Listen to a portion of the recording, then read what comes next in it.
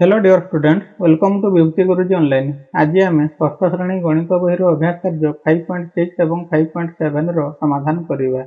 यही अभ्यास कार्य आम भग्न संख्या गुड़िक मध्य तुलना करी किए बड़ किए सान कि बड़रू सान क्रम सानू बड़ क्रम सजाई लिखा विषय जाना। ता पूर्व आम जाना सदृश और असदृश भग्न संख्या कौन। जो भग्न संख्यार हर समान ताकू सदृश भग्न संख्या कहुए। आउ जो भग्न संख्या द्वयर हर असमान ताकू असदृश भग्न संख्या कहुए। आमे दुईटी सदृश भग्न संख्या को किपरि तुलना करिवा। 3 विभक्त 7 और 5 विभक्त 7 मध्य तुलना करिवा। एठारे दुईटी समान चित्र को 7 भाग लेखाएं करा जायछि। सेथिरु लब अनुଯାयी चित्रित करा जायछि। 3 विभक्त 7 3 भाग चित्रित करा जायछि। 5 विभक्त 7 7 भाग रु 5 भाग चित्रित करा जायछि। तो आमे देखिले हर समान अछि, लब जहार अधिक से बड़ होउछि। तेणु 5 विभक्त 7 3 विभक्त 7 अपेक्षा बड़। एकक भग्न संख्या मध्य तुलना। जो भग्न संख्यार लब 1 ताकू एकक भग्न संख्या कहुए। 1 विभक्त 3 1 विभक्त 5 मध्य तुलना करिवा। समान चित्र द्वय को हर अनुଯାयी समान भाग में परिणत करिवा। हर जार 3 अछि ताकू 3 समान भाग करिवा। 5 हर जो भग्न संख्यार अछि तापई जो चित्रटी अछि से चित्र को 5 भाग करा जिवो। लब अनुଯାयी आमे चित्रित करिवा। दुईटी जाक भग्न संख्यार लब 1 अछि, तेणु गोटे गोटे भाग को आमे जेतबेले चित्रित करिवा, जो चित्रटी कम भाग होइतिबो ताहार गोटे भाग बड़ हेबो, जो चित्रटी अधिक भाग होइतिबो ताहार गोटे भागटी सान हेबो। तेणु आमे कोन जानिले ना लब समान थाई कि जहार हर छोट थिबो सेही भग्न संख्याटी बड़ हेबो। एकक भग्न संख्या परि अलगा भग्न संख्यार मध्य लब समान थाई हर जहार छोट थिबो सेही भग्न संख्याटी बड़ हेबो। आउ किछि भग्न संख्या मध्य आमे तुलना करिवा जहार लब समान होई नथिबो किंबा हर भी समान होई नथिबो। तो सेही परि भग्न संख्या को किपरि तुलना करिवा आमे एही अभ्यास कार्य भितर ही जानि परिवा। तेणु भिडियोटी को शेष पर्यंत देखिबाक अनुरोध। दुईटी अभ्यास कार्य को आमे आज समाधान करिवा। अभ्यास कार्य 5.6 नंबर 1 निम्न भग्न संख्या मध्य तुलना कर।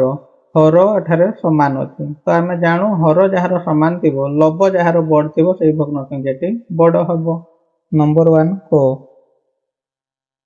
कर देछि 7 विभक्त 10 आउ 8 विभक्त 10, तो 8 विभक्त 10 होउछि बड़ हेबो। सेहीपरि हर देछि 11 विभक्त 26 15 विभक्त 26, तो 15 विभक्त 26 बड़। ग 12 विभक्त 105 8 विभक्त 105, तो 12 विभक्त 105 बड़ हेबो। नंबर 2 ऊर्ध्व क्रम सजाई लेख। ऊर्ध्व क्रम अर्थात स्थानरू बड़ क्रम लिखा। तेणु हर जितेबाला सामान अच्छी सबुठार छोट हम 1 विभक्त 8, तापर 3 विभक्त 8, तापर 5 विभक्त 8। लब जार छोट अच्छी ताको आगे लिखा, सबुठार बड़ शेष आड़ को रहीपरि एठारे 5 विभक्त 17, 10 विभक्त 17, 12 विभक्त 17 हम। 1 विभक्त 8 होउछि सबुठार छोट, ता अपेक्षा बड़ अच्छी 3 विभक्त 8, तापर होउछि 5 विभक्त 8, तो यह होउछि स्थानर बड़ क्रम रहिला। सेहीपरि हर देछि 5 विभक्त 17 सबुठार छोट, ता अपेक्षा बड़ अच्छी 10 विभक्त 17, ता अपेक्षा बड़ अच्छी 12 विभक्त 17। नंबर 3 अध क्रम सजाई लेख। एठारे भी समहर विशिष्ट भग्न संख्या गुड़िक, तेणु अध अर्थात बड़रू सान। एठारे जहार लब बड़ अच्छी ताकू आगे लिखा, तापर ताठारू छोट ताठारू सबुठारू छोट को शेष आड़ को लिखा। तेणु 11 विभक्त 5, तापर 3 विभक्त 5, तापर 1 विभक्त 5 हम। सेहीपरि खरे सबुठारू बड़ होउछि 15 विभक्त 13, तापर 4 विभक्त 13, 1 विभक्त 13 होउछि सबुठारू शेष रे रहिबो। ओ अध क्रम सजाइबा। प्रथमे हेबो 11 विभक्त 5, ये होउछि सबुठारू बड़, तापर 3 विभक्त 5, तेणु बड़ पटे चिन्ह रहिबो। ताठारू छोट अछि 1 विभक्त 5। हर सबुठारू बड़ अछि 15 विभक्त 13, तापर अछि केतना 4 विभक्त 13। 4 विभक्त 13 होउछि बड़, ताठारू छोट 1 विभक्त 13। तो एहीपरि भाବରେ तीनोटी लेखाएं भग्न संख्या को आम ऊर्ध्वक्रम एवं अधक्रम सजाई लिखिले। अभ्यास कार्य 5.7 नंबर 1 निम्न भग्न संख्या दुईटी को तुलना कर। लब 1 अच्छी तेणु यह हूँ एकक भग्न संख्या। आम जानू एकक भग्न संख्या थिले जार हर छोट थी से भग्न संख्याटी बड़ हम। 1 विभक्त 5 आउ देखिए 1 विभक्त 6 तेणु लब समान अच्छे हर जार छोट से भग्न संख्याटी बड़ हम। 1 विभक्त 12 1 विभक्त 15 12 छोट तेणु 1 विभक्त 12 हो बड़। नंबर 2 निम्न भग्न संख्या द्वय मध्य केउंटी बड़। हर समान थिले लब जार बड़ से बड़ हो। 3 विभक्त 8 आउ 5 विभक्त 8 तेणु हर जिते समान लब जार बड़ सी बड़ हम। 7 विभक्त 15 8 विभक्त 15 तेणु 8 हूँ अधिक तेणु 8 विभक्त 15 एठारे बड़ हम। नंबर 3 निम्न भग्न संख्या द्वय मध्य खाली कोठरी रे बड़ चिन्ह सान चिन्ह और समान चिन्ह मध्य ठीक चिन्ह बसाओ। क 5 विभक्त 12 5 विभक्त 9 एठारे लब समान अच्छी तेणु हर जार छोट सी बड़ हम। रे हर समान अच्छी तेणु लब जी बड़ सी बड़। एठारे लब समान नहीं कि हर समान नहीं किंतु आम जब देखा 4 रे 2 गुणन कले 8 9 रे मध्य 2 गुणन कले 18 तेणु लब और हर रे समान संख्या गुणिकी आम 4 विभक्त 9 8 विभक्त 18 गोटे समभग्न संख्या पाइले तेणु यह मध्य समान चिन्ह देवा।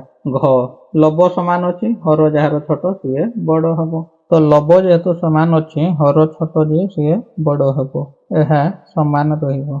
एठारे हर समान अच्छी लब जी बड़ सी बड़ हम। एठारे लब समान अच्छी हर जी छोट सी बड़ हम। नंबर 4 क ऊर्ध्वक्रम सजाई लेख। एठारे 4टी भग्न संख्या देइछि जार लब समान नहीं कि हर समान नहीं तेणु प्रथमे हर गुड़िकर लसागु बाहर करिवा। लसागु जेतिकी हेबो सेतिकी हर विशिष्ट प्रत्येक भग्न संख्यार गोटे गोटे समभग्नांश लेखिबा। सेही भग्न संख्या अनुसार आम केउंटी बड़ केउंटी छोट जानि परिबा। नंबर 4 क देइछि 2/5 3/4 1/2 5/8 तेबे प्रथमे 5 4 2 8 जो हर अच्छी हर गुड़िकर लसागु निर्णय करिबा। तो यार लसागु आम काढ़ीदेबा 5 4 2 8 तीनोटी जुग्म संख्या अच्छी 2 रे कटिबो 5 थाउ 2 दूणे 4 1 दूणे 2 4 दूणे 8 पुणी 2 4 पर आम 2 पकेबा 5 थाउ 1 दूणे 2 1 ये हो 2 दूणे 4 2 दूणे 4 4 5 20 20 दूणे 40 तो लस आगु हो गला 40। तेणु यही भग्न संख्या गुड़िकर समभग्न संख्या लिखा जार कि हर 40 हो। तो 2 विभक्त 5 अच्छे हर जो 5 अच्छे 5 रे केते गुणन कले सी 40 हम से अनुसार लबर से गुणन करवा। तो 5 8 40 एठारे 8 गुणन करवा। तो 2 8 16 विभक्त 40 यहीपरि 3 विभक्त 4 3 गुणन एठारे हर हो 4 गुणन 40 10 लेखा गुणन करते पड़े 30 विभक्त 40 यहीपरि 1 विभक्त 2 तो 1 रे केते गुणन करवा जहाँकि 2 रे गुणन कले 40 होतबो। तो 2 रे केते गुणन कले 40 हो ना 20 तेणु 1 रे भी 20 गुणन करवा ये हो 20 विभक्त 40 यहीपरि आ गोटे रही 5 विभक्त 8 तो 5 विभक्त 8 आम कौन देखिले ना 5 रे गुणन करवा जहाँ 8 रे गुणन करी 40 मिलुथबो। तो 8 5 40 5 रे भी 5 गुणन करवा तो 5 5 25 विभक्त 40। तो वर्तमान आम जापर किए बड़ किए सान कौन कही ऊर्ध्वक्रम अर्थात सान रु बड़ तेणु सबुठारु सान हूँ 16 तापर 20 तापर 25 तापर 30 से अनुसार आम एपट संख्या को देखिकी आम करदे पारिबा किए सान किए बड़। ऊर्ध्वक्रम कही तेणु सान रु बड़ सबुठार सान हूँ 16 विभक्त 40 तो तारू टिके बड़ रहा 20 विभक्त 40 तारू बड़ रहा 25 विभक्त 40 ताठारू बड़ रहा 30 विभक्त 40 तेणु अतएव आम कहीपर यही भग्न संख्या गुड़ी को ऊर्ध्वक्रम जो लिखा 16 विभक्त 40 के आसी ना 2 विभक्त 5 तेणु सबुठ छोट हो 2 विभक्त 5 तारू बड़ 20 विभक्त 40 अर्थात 1 विभक्त 2 तारू टिके बड़ हो 25 विभक्त 40 अर्थात 5 विभक्त 8 तापर सबुठारु बड़ हेबो 3 विभक्त 4 ऊर्ध्वक्रम सजाई लेख 5 विभक्त 6 3 विभक्त 4 2 विभक्त 3 7 विभक्त 12 एठार 6 4 3 और 12 लसागु निर्णय करिबा 6 4 3 और 12 लसागु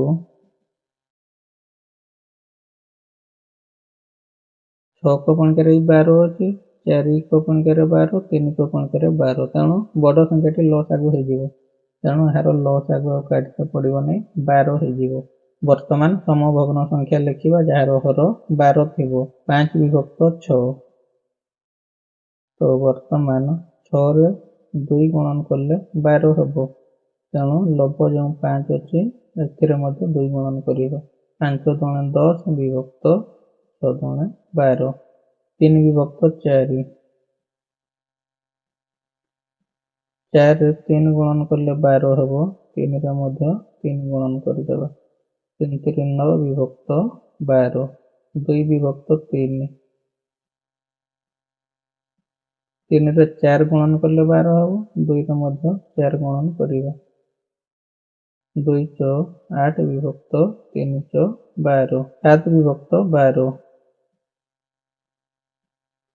तो यह तो 12 अच्छे तेणु 7 गुणन 1 12 गुणन 1 खाली 1 गोटे गुणीदेव 7 विभक्त 12 ही रहिबो यह अधक्रम कही तेणु बड़रू सान क्रम तेणु 10 9 8 7 जो अच्छी लभ सबुठारु बड़ 10 तेणु यह हूँ सबुठारु बड़ हो 9 वाला 8 वाला 7 वाला अर्थात सही क्रम ही रही आम लिखा एठारे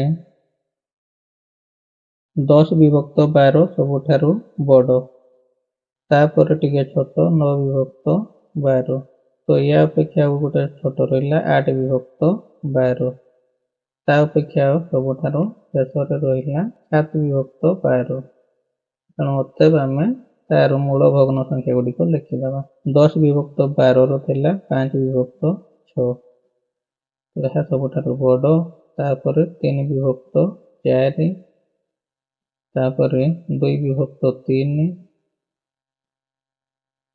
एवं सबुठारु छोट होउची 7 विभक्त 12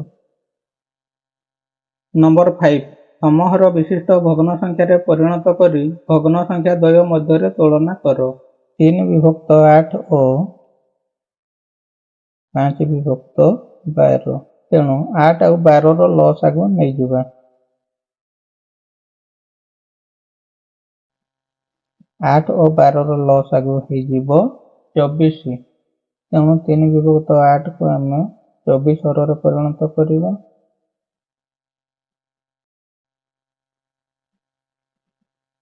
8 रे 3 गुणिले 24 हो तेणु उपरे भी 3 गुणन करवा 9 विभक्त 24 सेपरी 5 विभक्त 12 अच्छे 5 रे 2 गुणन करवा जेहेतु 12 रे 2 गुणन करी 24 पाउछे 5 दुणे 10 विभक्त 12 दुणे 24 एठारे 9 विभक्त 24 आउ 10 विभक्त 24 मध्य 10 विभक्त 24 बड़ तो अतएव आम कहीपर 10 विभक्त 24 किए ना 5 विभक्त 12 तेणु 3 विभक्त 8 आउ 5/12 ମଧ୍ୟରେ 5/12 ହେଉଛି ବଡ଼ ହେବ। ख ଅଛି 7/15 ଓ 4/9। 15 ଆଉ 9ର ଲସାଗୁ ପ୍ରଥମେ କାଢ଼ିବା। 15 ଓ 9ର ଲସାଗୁ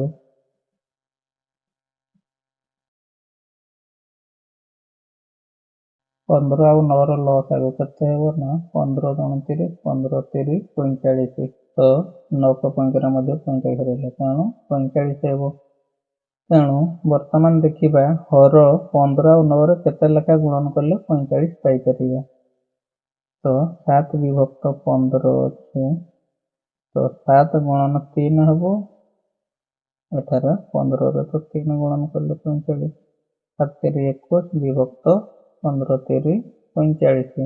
4 ଗୁଣନ କରିବା 9ରେ ଯେତେ ଗୁଣନ କଲେ 45 ହେଉଥିବ। ତ 9 × 5 45, 4 ମଧ୍ୟ 5 ଗୁଣନ କରିଦେବା। 4 × 5 20 ବିଭକ୍ତ 9 × 45। ତ 21/45 20/45 ବଡ଼ ହେଉଛି 21/45। 21/45 ହେଉଛି ବଡ଼ 20/45 ଠାରୁ। ତେଣୁ ଅତଏବ କ'ଣ ହେବ ନା 7/15 ବଡ଼ ହୋଇଯିବ 4/9 ଅପେକ୍ଷା। ତ ଆନ୍ସର ହରକୁ ସମାନ କରି ତୁଳନା କଲେ। ଯଦି ଭିଡ଼ିଓଟି ଭଲ ଲାଗିଛି ତେବେ ଭିଡ଼ିଓକୁ ଗୋଟେ ଲାଇକ୍ କରିବା ସହିତ ତୁମର ସାଙ୍ଗମାନଙ୍କ ସହିତ ସେୟାର କରିଦେବ, ଯାହାଦ୍ୱାରା ସେମାନେ ମଧ୍ୟ କିଛି ଶିଖିପାରିବେ। ଯଦି ଚ୍ୟାନେଲରେ ନୂଆ କରି ଭିଡ଼ିଓ ଦେଖୁଥାନ୍ତି ତେବେ ଚ୍ୟାନେଲକୁ ସବସ୍କ୍ରାଇବ୍ କରନ୍ତୁ, ଯାହାଫଳରେ ଏହିପରି ଭିଡ଼ିଓ ଗୁଡ଼ିକ ଅପଲୋଡ଼ ହେବା ମାତ୍ରେ ସର୍ବପ୍ରଥମେ ନୋଟିଫିକେସନ୍ ପାଇପାରିବେ। Thanks for watching.